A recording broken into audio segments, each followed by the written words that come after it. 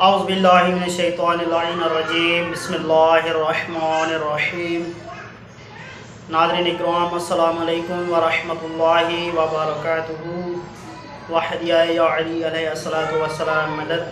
مومنین، امید ہے کہ آپ سب خیریت سے ہوں گے۔ اللہ تبارک و تعالیٰ آپ کو سلامت رکھے۔ مومنین، آج ایک اور نئی ویڈیو کے ساتھ آپ کی خدمت میں حاضر ہوئے ہیں، اور آج ایک اور دشمنان اہل بیت کو بے نقاب کریں گے۔ مومنین، آپ نے دیکھا کہ یہ مکی ملعون حجازی کس طرح سے ماتم حسین کی توہین کر رہا ہے اور کہہ رہا ہے کہ ماتم دیکھنا یعنی کہ تماشا دیکھنا ہے، اور ماتم کی بہت ساری توہین کر رہا ہے۔ تو آئیے سب سے پہلے اس ملعون کی اس ویڈیو کو ملاحظہ کریں کہ جس میں یہ ملعون عزاداری امام حسین شہدائے کربلا کی توہین کر رہا ہے۔ تو آئیے مومنین، پہلے اس ویڈیو کو ملاحظہ فرمائیں۔ کہتے جی کہ 9 محرم اور 10 محرم کو شیعہ ماتم کرتے ہیں۔ کیا ہم ان کو ماتم کرتا ہوا دیکھ سکتے ہیں؟ یعنی تماشا دیکھنے جائیں گے؟ یہی تماشے نے تو برباد کیا ہے۔ اگر اہل سنت کے جاہل ان کے ماتم دیکھنے کے لیے نہ جائیں تو لوگوں کو پتہ لگ جائے کہ شیعہ ہیں کتنی، عدد ان کو سمجھ آ جائے گا۔ لیکن ہمارے جاہل لوگ جا کے شریک، یہ تو گناہ کا کام ہے، تم گناہ دیکھنے جاؤ گے؟ اللہ کے نبی نے تو ان کو خارج کیا ہے، تم کیا تماشا دیکھنے جاؤ گے؟ تو مومنین، آپ نے ملاحظہ فرمایا کہ کس طرح سے یہ ملعون عزاداری امام حسین پر توہین لگا رہا ہے، اس کی توہین کر رہا ہے اور تہمتیں لگا رہا ہے۔ تو آئیے اس کے جواب میں علامہ سید شہنشاہ حسین نقوی کی وہ ویڈیو سنیں کہ جس میں علامہ صاحب نے اس ملعون کو منہ توڑ جواب اور قرآن و حدیث سے دلائل کے ساتھ اس ملعون کو جواب دیا ہے۔ تو آئیے اس ویڈیو کو ملاحظہ فرمائیں۔ بسم اللہ الرحمن الرحیم۔ ہمارا کوئی کام بھی قرآن سے ہٹ کر نہیں ہے۔ جنہیں زیادہ آرزو ہے نا قرآن سے بات کرنے کی، ایک صاحب کہنے لگے جی قرآن میں دکھائیے ماتم۔ میں نے کہا وہی آیت قرآن میں آیا ہے ماتم کی ہے جس کے برابر والی تراویح کی آیت ہے۔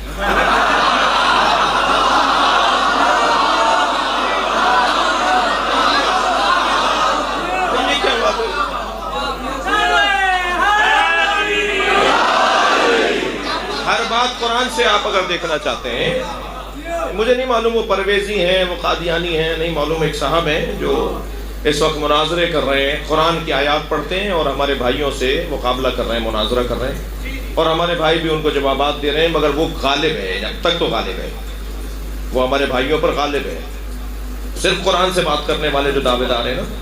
تو جب میں نے وہ 4-6 ان کے کلپ دیکھے تو میں نے کہا جی یہ نہیں جیت سکیں گے اس سے، اس لیے کہ سب سے پہلے نعرہ انہوں نے ہی لگایا تھا ہمیں قرآن کافی ہے۔ قرآن کافی ہے تو جواب دو قرآن سے۔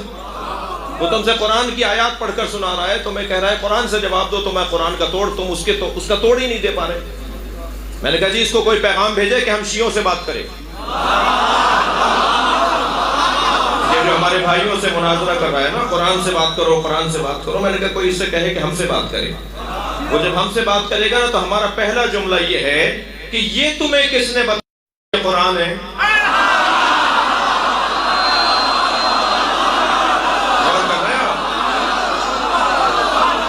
تم پہ فرشتہ آیا تھا، تم پہ جبریل آئے تھے،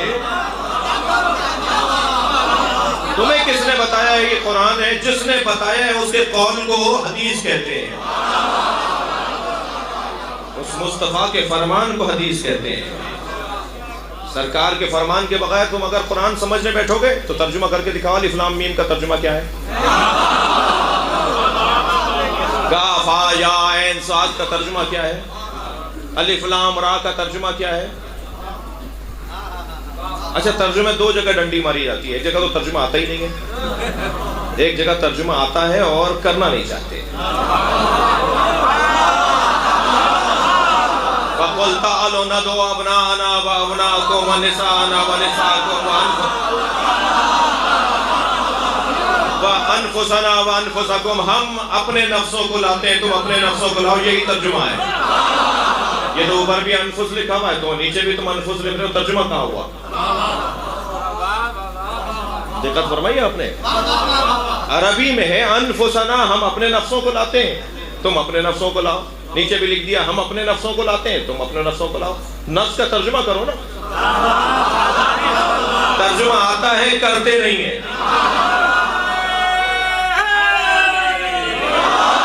ترجمہ یہ ہے کہ نبی سے اللہ کہلوا رہا ہے ہم اپنے جیسوں کو لاتے ہیں، تم اپنے جیسوں کو لاؤ۔ تو نبی جو اپنے جیسے کو لے کے گئے اسے علی کہا جاتا ہے۔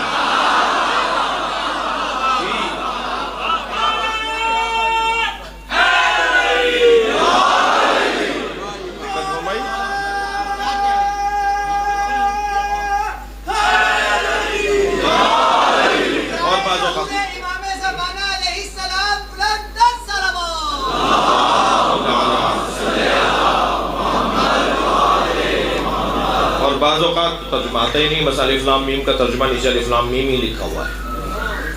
کہا جی کیا معنی ہے؟ کہ جی اللہ میں اور نبی میں رازدارانہ گفتگو ہے۔ تو جب رازدارانہ گفتگو ہے تو رازدار کو مانو نا۔ اللہ کا جو رازدار ہے وہ جو کہے وہ ہمیں ماننا پڑے گا۔ تو بغیر حدیث کے میں قرآن نہیں سمجھ سکتا، مجھے قرآن کے ذریعے سے حدیث تک جانا ہوگا۔ اچھا ویسے پتہ نہیں یہ کہا کس نے تھا، مجھے جاننے کی ضرورت نہیں ہے کہ قرآن کافی ہے، مگر جو بھی یہ کہتا ہے اس نے اپنا چہرہ آئینے میں دیکھا ہے؟ تھک رہے آپ حضرات بھائی، جس نے بھی یہ کہا ہے کہ مجھے قرآن کافی ہے، مجھے کتاب خدا کافی ہے، اس نے اپنا چہرہ آئینے میں دیکھا ہے؟ ہر شخص کو اپنے حد میں رہ کر بات کرنی چاہیے، اپنے حد سے اونچی بات نہیں کرنی چاہیے۔ یہ کیا بات ہوئی کہ مجھے قرآن کافی ہے؟ یہ جملہ کہیں تو نبی کہیں یا علی کہیں؟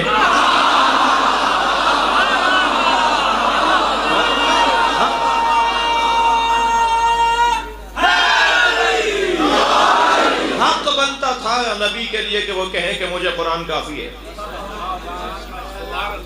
تب تو نہیں رہنا میری بات ہے بھائی صاحب، فرض کیجئے کہ میں شاہ صاحب کے یہاں ٹھہرا ہوا ہوں، شاہ صاحب میرے عزیز ہیں، بڑے ہیں، مثال میں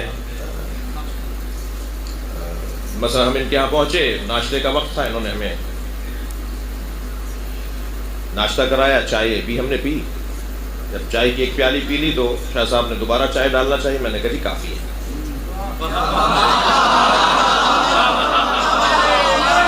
تو جب دوپہر کے کھانے کا وقت آیا، ہمیں بہت بھوک لگتی رہی، مگر ہم نے سوچا کہ ابھی اب کھانا آتا ہے، جب کھانا آتا ہے، مگر پھر ہم نے کہا بھائی سید جا کے کھانا لے آؤ۔ کہنے لگے صبح آپ نے کہا تھا نا کافی ہے۔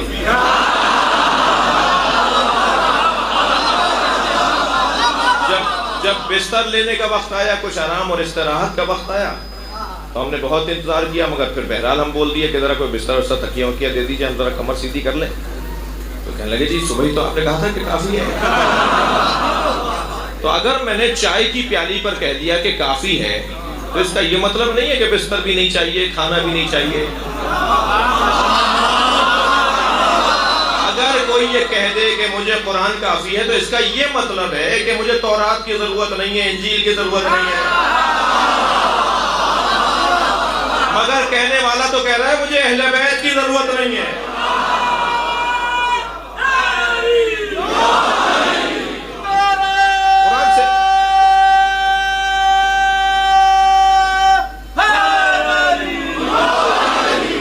مزید ہم کوئی عمل ایسا نہیں ہے ہمارا کہ جو ہم قرآن سے ہٹ کر کرتے ہوں۔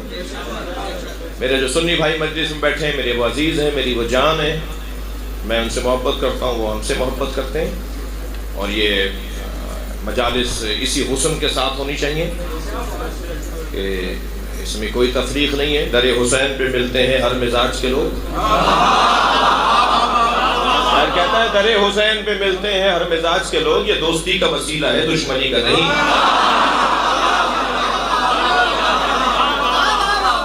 اور یہ کس نے کہہ دیا کہ ہماری ہے کربلا؟ عباس زیدی صاحب دو مصرے کہہ رہے ہیں کہ یہ کس نے کہہ دیا کہ ہماری ہے کربلا؟ حق بات تم کہو تو تمہاری ہے کربلا۔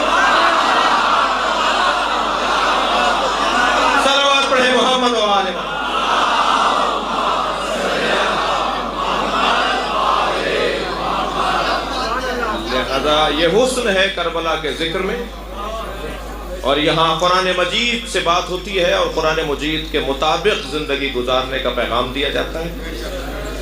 ये और बात है कि हम सिर्फ खामोश कुरान के कायल नहीं हैं, खामोश हादी के तो कायल होना बहुत बड़ा कारनामा नहीं है।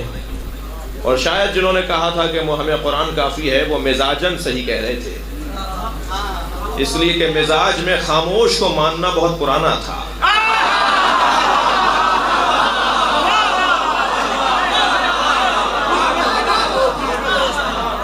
लेकिन नबी हम तो कुरान सामित के साथ कुरान नातिक की बात करें, बोलता हुआ कुरान, मुजस्सम कुरान, उसकी पलकें वल्लैल बन जाए, जिसकी चाल जो है वो जमालियात बन जाए, जिसका नाराज होना कहरे इलाही बन जाए, वो वजूद। लिहाजा कुरान सामित से बात शुरू होगी और कुरान नातिक पर बात मुकम्मल होगी।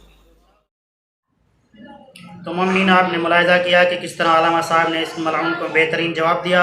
तो इसी तरह दुश्मनान अहल बैत को बेनकाब करने के लिए फिर दूसरी वीडियो के साथ हाजिर होंगे। तब तक के लिए इजाज़त चाहते हैं। वस्सलामु अलैकुम व रहमतुल्लाह।